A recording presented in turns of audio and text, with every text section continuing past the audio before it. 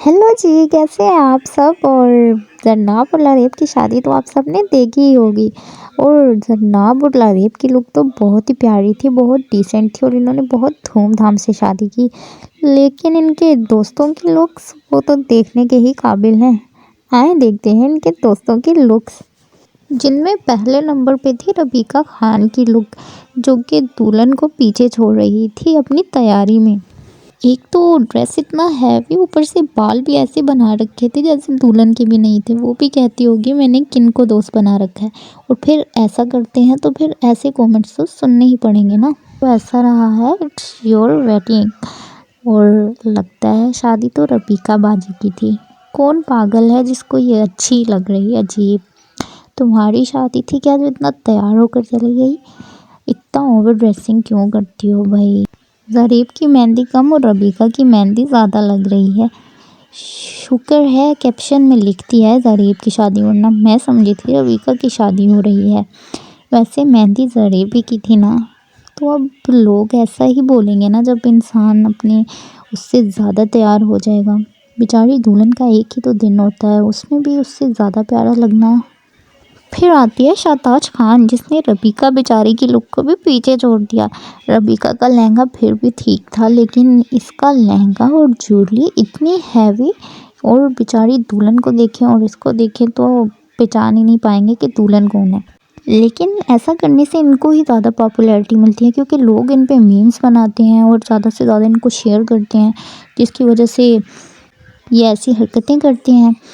ये मीम देखें, अच्छा हुआ शाहताज बाजी ने दुपट्टा नहीं लिया, वरना मासूम लोग तो समझते कि दुल्हन जरनाब नहीं शाहताज है। एक्ट्रेस अपनी शादी पे और टिकटॉकर अपने फ्रेंड की शादी पे। बाकी सब तो ठीक है, पूछना ये था इन तीनों में से दुल्हन कौन सी है। देख लें, लोग भी कंफ्यूज हो रहे हैं। सबा और रहमान को पता था कि शादी उनकी नहीं उनकी दोस्त की है। और वाकई में सबा माज की लुक बहुत सिंपल थी, बहुत डिसेंट लुक थी और वो लग भी बहुत प्यारी रही थी। ऐसा नहीं कि उसने दुल्हन की लाइमलाइट ले रही हो शादी के दिन।